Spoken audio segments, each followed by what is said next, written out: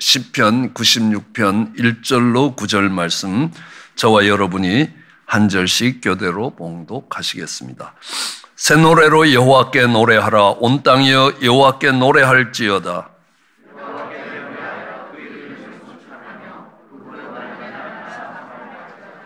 그 영광을 열방 중에 그 기이한 행적을 만민 중에 선포할지어다. 여호와는 광대하시니 극진히 찬양할 것이요 모든 신보다 경외할 것이니요. 만방의 모든 신은 헛것이요 여호와께서는 하늘을 지으셨음이로다. 존귀와 위엄이 그 앞에 있으며 능력과 아름다움이 그 성소에 있도다. 만방의 족속들아 영광과 권능을 여호와께 돌릴지어다. 여호와께 돌릴지어다. 여호와의 이름에 합당한 영광을 그에게 돌릴지어다. 예물을 가지고 그 궁정에 들어갈지어다. 함께 봉독하시겠습니다. 아름답고 거룩한 것으로 여호와께 경배할지어다. 온 땅이여 그 앞에 경배. 아멘.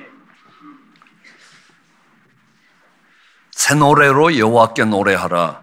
이 시편에는 새 노래로 여호와께 노래하라라는 구절이 6번 나오고 있습니다. 오늘 본문은 세 번째 나오는 본문입니다. 제일 먼저 나오는 본문은 시편 33편 3절입니다. 새 노래로 그를 노래하며 즐거운 소리로 아름답게 연주하라라고 이야기하십니다. 그리고 시편 40편 3절에는 새 노래 곧 우리 하느님께 올릴 찬송을 내 입에 두셨다. 내가 새 노래를 올릴 때 많은 사람들이 그것을 보고 두려워할 것이다. 그리고 여호와를 의지하게 된다. 그게 새 노래라는 거예요. 여호와께 올릴 찬송.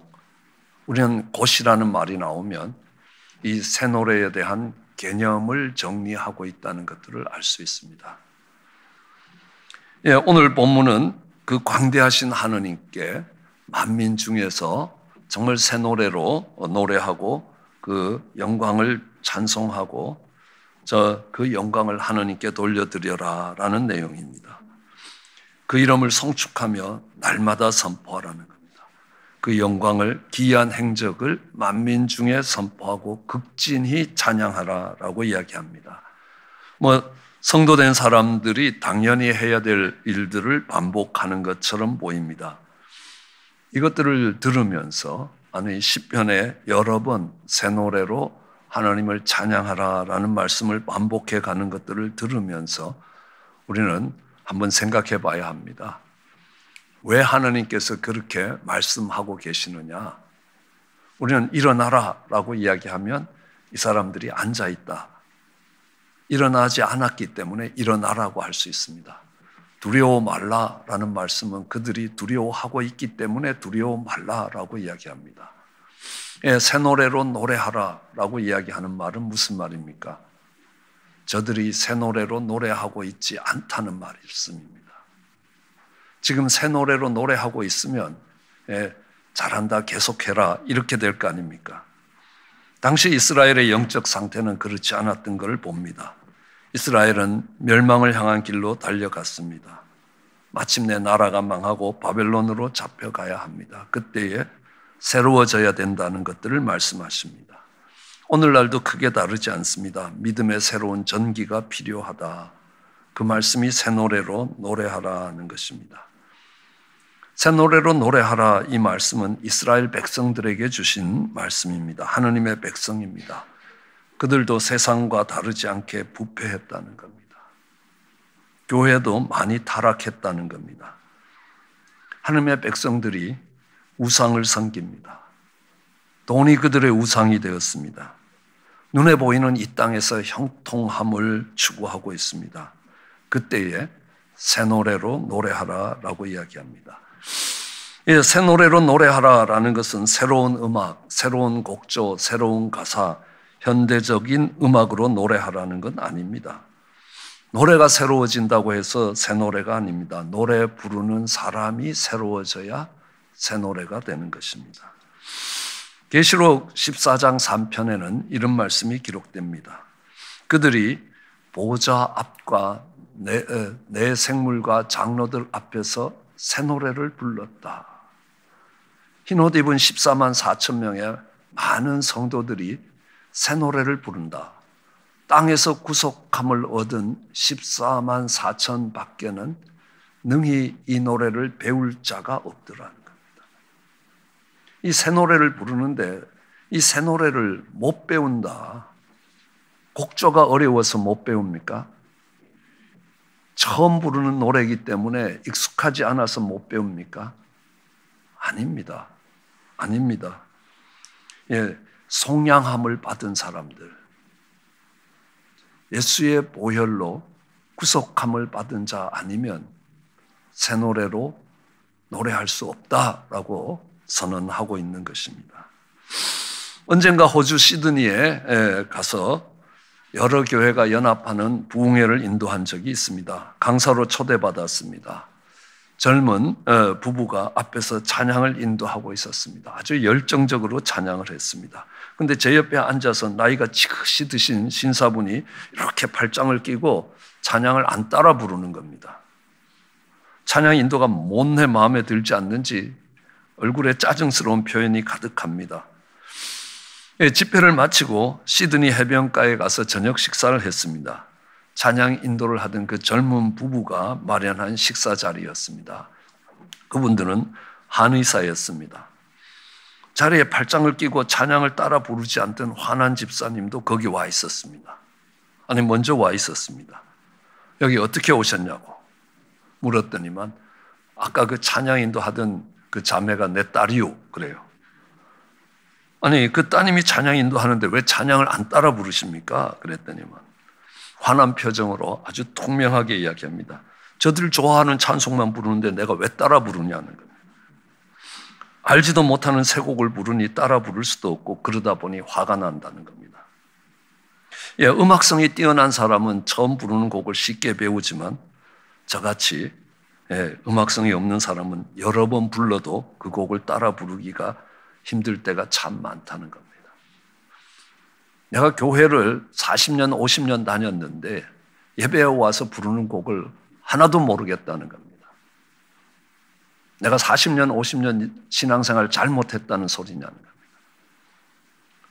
엄청 흥분해서 화를 내시는 겁니다.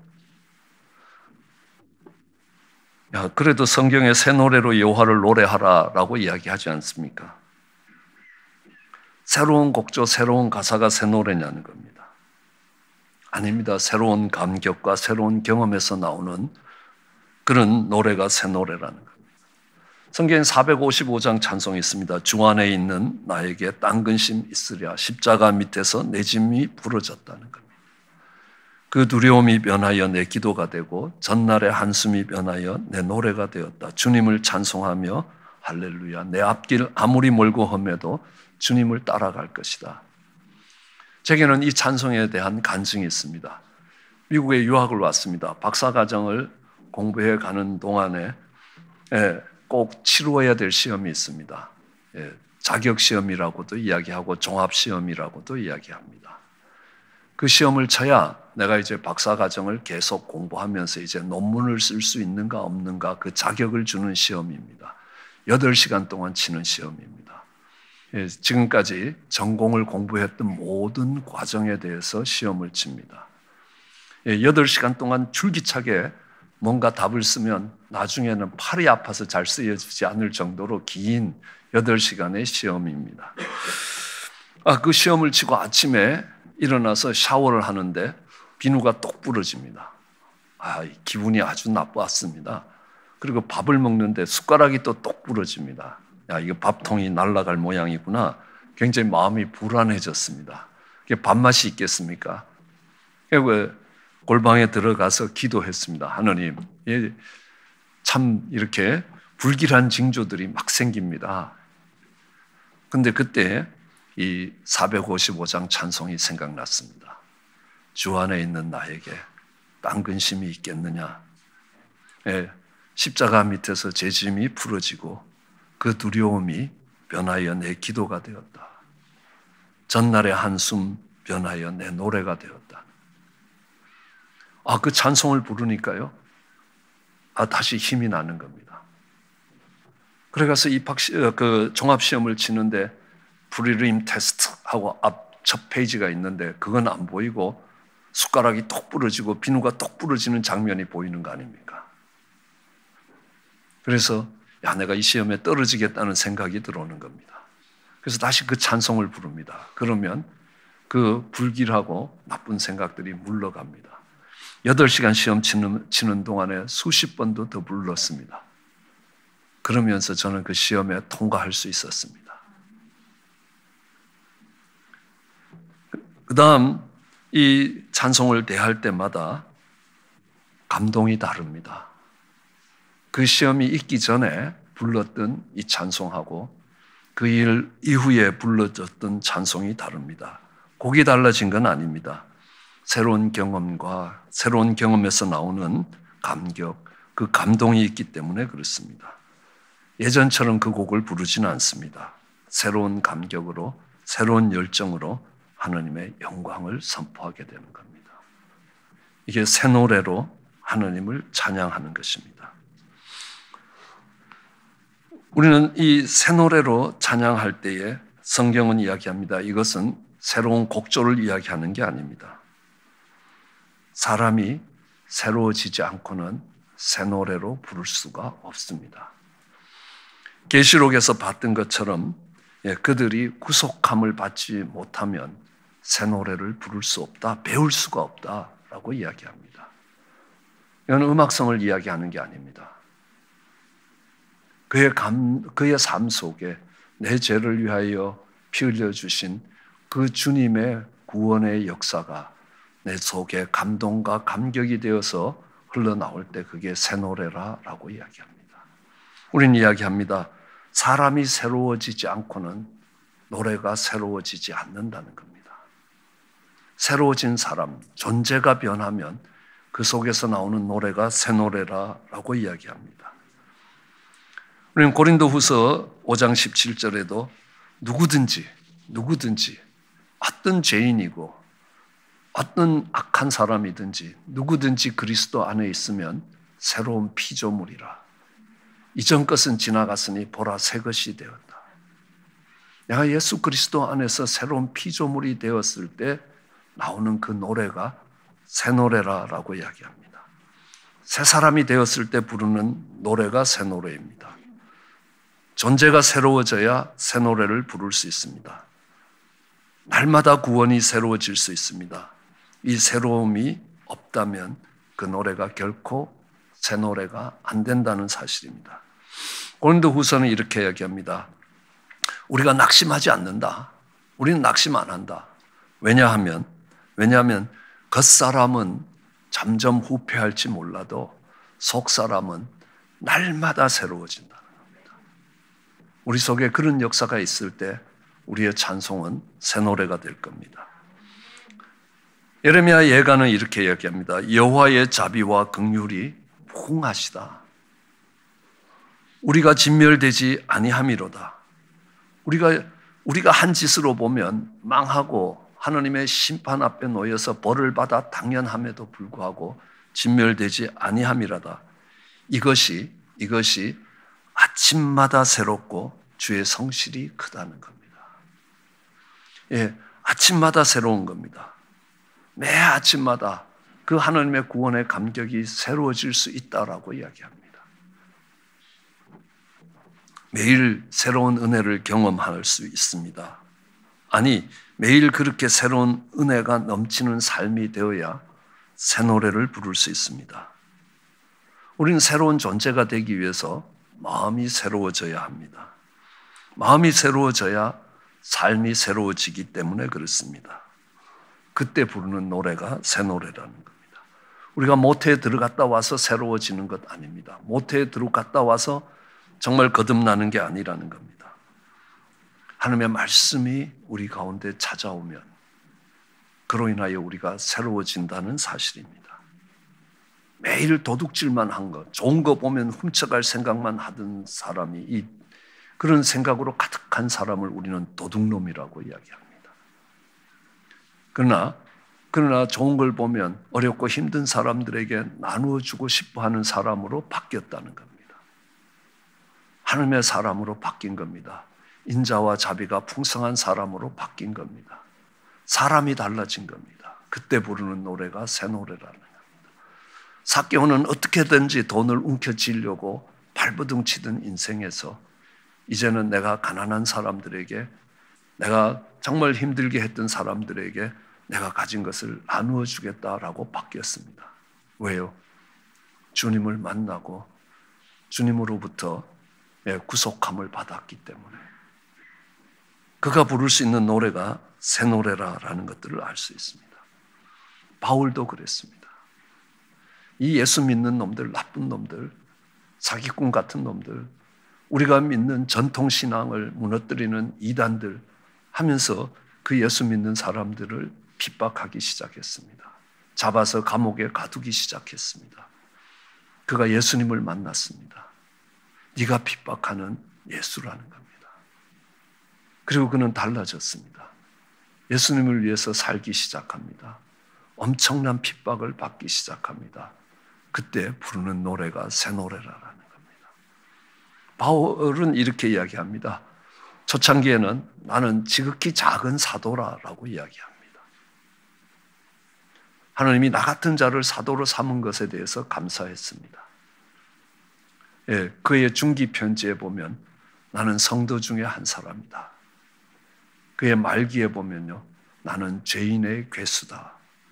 내가 죄인의 괴수인 이런 죄인을 하나님께서 그 죄에서 건져주시고 나를 사도로 세우신 것에 대한 감사와 감격이 얼마나 넘쳐나겠습니까?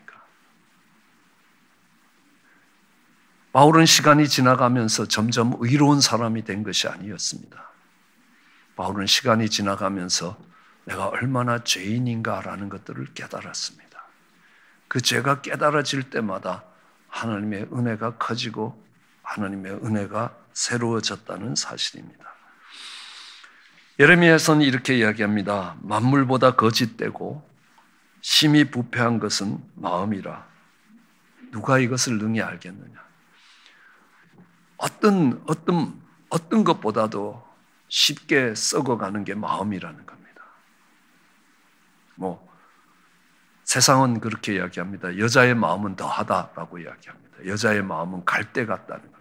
이렇게 바람이 이렇게 불면 이리 갔다가 저렇게 불면 저리 갔다는 겁니다. 우리의 마음이 그렇게 부패되기 쉽다는 겁니다.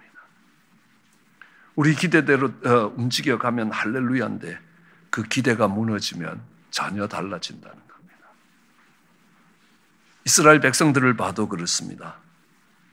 정말 이스라엘 백성들이 홍해를 건너왔습니다. 그 홍해에 따라오던 애국 군대가 그 홍해에서 수장되는 걸 봤습니다. 홍해 앞에서 막 두려워 떨 때는 이게 더 이상 물러갈 곳 없는 인생의 막장에 몰려온 것 같은데 거기가 하나님이 예비하신 가장 좋은 곳입니다. 그렇지 않으면 애국 군대랑 따라오는 애국 군대랑 어떻게 싸우겠습니까? 무기가 있습니까? 싸운 경험이 있습니까? 그 애국 군대는 그 홍해에서 수장되는 겁니다. 그러므로 인하여 그들은 하나님을 찬송합니다. 그냥 아무도 말 안 해도요, 정말 찬양합니다. 보십시오. 출애굽기 14장 31절은 이스라엘이 여호와께서 애굽 사람들에게 베푸신 큰 일을 보았다는 겁니다. 백성이 여호와를 경외하며 여호와와 그 종 모세를 믿었다는 겁니다. 그런 놀라운 역사가 일어나니까 그 다음 절이 15장 1절입니다. 그때 모세와 이스라엘 자손이 노래를 합니다. 여호와께 노래합니다. 이 노래를 새 노래라고 이야기합니다. 내가 여호와를 찬송하리니 그는 높고 영화로우심이라. 말과 그 단자를 바다에 던지셨다. 하나님이 말과 그 단자를 바다에 던지시고 우리를 구원하셨다. 여호와는 나의 힘이요 나의 노래요 나의 구원이시라. 여호와는 용사요 여호와는 그 이름이로다. 그가 바로의 병거와 군대를 바다에 던지시니 그 택한 장관이 홍해에 잠겼다. 여호와여 주의 오른손 권능이 영광으로 나타났다. 여러분 이 찬송에서 여러분들이 뭘 봅니까? 하느님의 구원을 노래합니다. 하느님이 행하신 일이 어떤 것인가를 노래합니다. 그런데요, 이 구원에서는 전적으로 하느님께 포커싱이 맞춰져 있습니다. 우리는 이 시편 40편에 뭐라고 배웠습니까? 새 노래 곧 여호와께 올릴 찬송이라는 겁니다. 그것이 우리에게 정말 맞춰지는 게 아닙니다. 나 구원받았네, 너 구원받았네, 우리 구원받았네. 이건 뭡니까? 물론 하느님이 베푸신 구원입니다. 그러나 그 찬송에는 내가 중심에 서 있다는 사실입니다.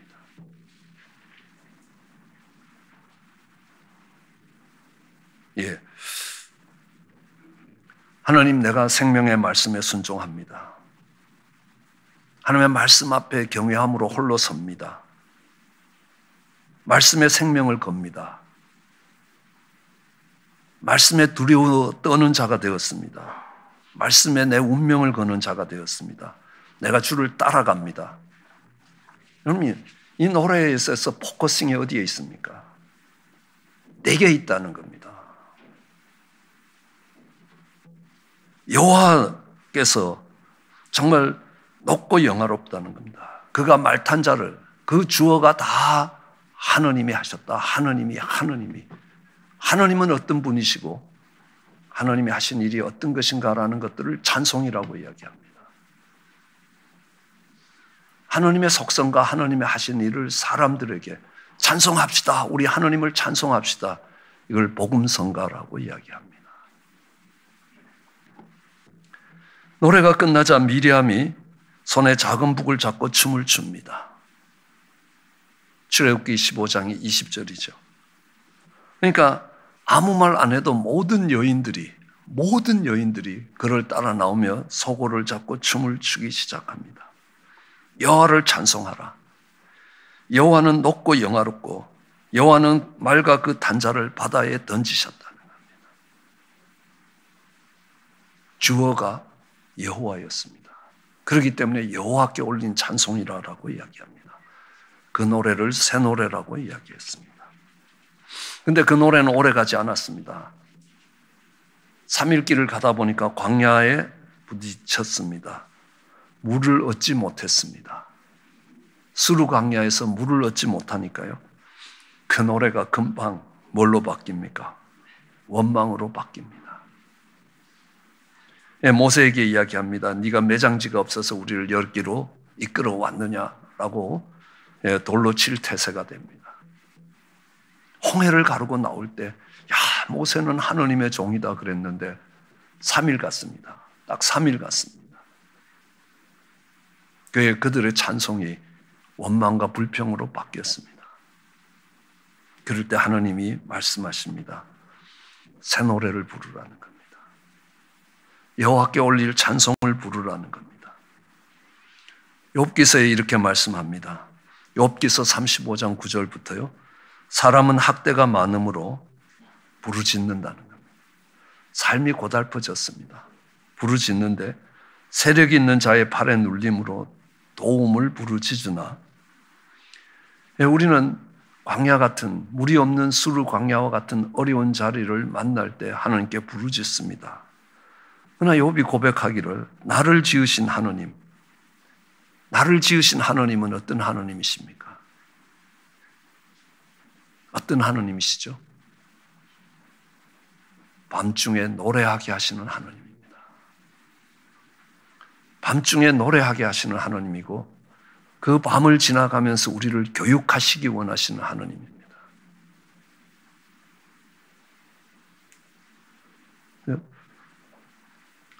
그런데 그렇게 노래하는 사람이 한 사람도 없다는 겁니다.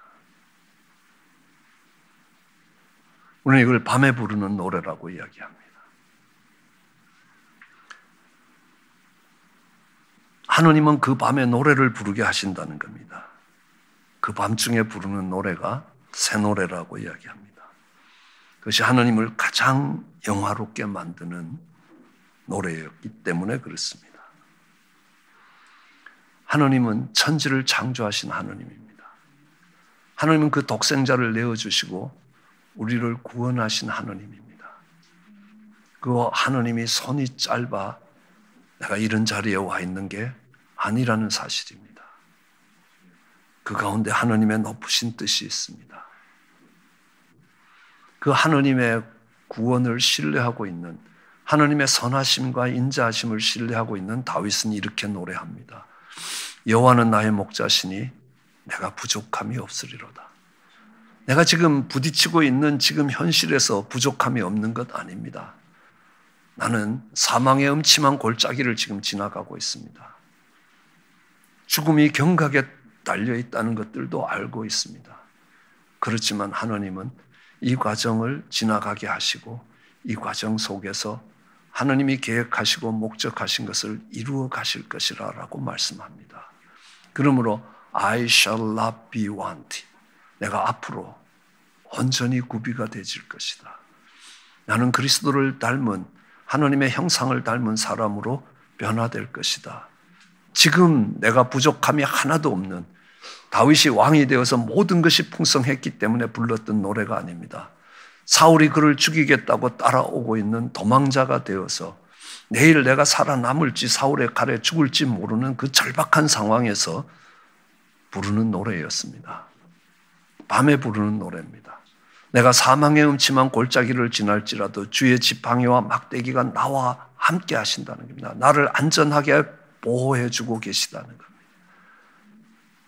그게 다윗의 현실입니다. 그 암울한 현실 속에서 다윗이 부른 노래를 우리는 밤중에 부른 노래라고 이야기합니다. 하박국도 그런 노래를 불렀습니다. 비록 무화과 나무가 무성치 못하고 포도나무에 열매가 없고 감람나무에 소출이 없고 밭에 식물이 없고 외양간에 소가 없고 우리의 양이 없을지라도 나는 여호와로 인하여 즐거워하고 구원의 하나님으로 인하여 기뻐할 것이다. 내가 내 현실은 아무것도 갖춰져 있지 않는 현실입니다. 그렇지만 이 가운데서 하나님이 구원을 베푸실 것이다. 예, 그 베푸실 구원을 찬양할 때에 그걸 듣는 사람들이 두려워합니다. 하나님을 의지하게 됩니다. 오늘 이 하박국이 불렀던 노래는 다니엘을 통해서 응답됩니다. 하박국의 제자는 다니엘입니다. 그는 비록 바벨론의 포로가 되어 잡혀갔지만 그는 하박국이 불렀던 노래를 같이 불렀던 겁니다. 그래서 하나님이 그 절망적인 상황에서 그를 어떻게 구원하셨는지, 그를 통해서 하나님의 능력과 영광이 어떤 것인지 다니엘서를 통해서 분명히 보여주셨습니다. 왕조가 3번 바뀌면서 왕이 6번 바뀌면서 다니엘은 재상으로 있었습니다. 세계 역사에 그런 일은 다시 없을 겁니다. 내가 멸망시킨 적국의 재상을 내가 재상으로 쓴다. 말이 안 되는 겁니다. 그렇지만 다니엘은 그랬던 것들을 알 수 있습니다. 어떻게 그런 찬송을 부를 수 있습니까? 예, 오늘 시편 기자도 이야기합니다. 오늘 이 시편 끝에 메시아의 도래를 노래하고 있습니다. 저가 임하시고 땅을 판단하시려 임하실 것이라는 겁니다. 주님이 재림하실 것이라는 겁니다. 그리고 의로 세상을 판단할 것이다. 구원과 심판을 나누는 구세주로 오실 것이다. 그 광대하신 하나님의 통치가 마침내 이 땅에 이루어질 것이다. 그는 믿음과 소망을 갖고 그 밤에 노래를 불렀다는 사실입니다. 그게 새 노래였습니다. 그 광대하신 것을 극진히 찬양하라라고 이야기합니다. 오늘 현실이 내가 기대하던 대로 모든 것이 이루어져서 두 손 들고 할렐루야 하는 게 아니었습니다. 우리는 삶이 어려우면 우리 집사님도 가끔 이야기하지만 주님이 지금 오시면 좋겠어요. 그렇게 할 때 그 말씀하시는 집사님 그 말을 들을 때 얼마나 눈물이 나는지 모릅니다. 오늘 내 눈앞에 펼쳐지는 정말 삶이 너무 고달프다는 말입니다. 그렇지만 주님이 다시 오실 것을 믿음으로 바라본다면, 그 마지막에 주님이 이루실 일들을 믿음으로 바라본다면 오늘 내가 어려운 자리에 있을지라도 찬양할 겁니다. 세상 사람들도 자기 욕심대로 자기가 기대대로 다 했을 때 할렐루야 할 겁니다. 그러나 세상이 흉내내지 못하는 노래는 그 밤에 부르는 노래라는 사실입니다. 바울과 실라가 그 밤에 노래를 불렀습니다. 매를 맞고 감옥에 갇혀 있을 때 그는 찬송을 합니다. 그 찬송에 하나님이 역사하시고 옥문이 터지고 그 간수가 예수를 믿게 됩니다. 하나님을 두려워하게 되는 겁니다. 그 하나님을 의지하게 되는 겁니다. 흰옷 입은 수많은 백성들이 노래를 부릅니다. 여러분, 그 노래가 어떤 노래인지 아십니까? 이 땅에서 사자밥이 되고 이 땅에서 불에 타 죽으면서 불렀던 노래입니다. 로마의 황제가 엄청난 핍박으로 그들을 사자밥이 되게 하고 그들을 화형시켰습니다. 그랬던 로마가 충격을 받고 기독교 앞에 무릎을 꿇은 이유가 뭡니까? 그들이 불타가면서, 그들이 사자밥이 되어가면서 그들이 불렀던 노래가 있는 겁니다. 그 노래는 세상이 절대로 흉내낼 수 없는 노래입니다.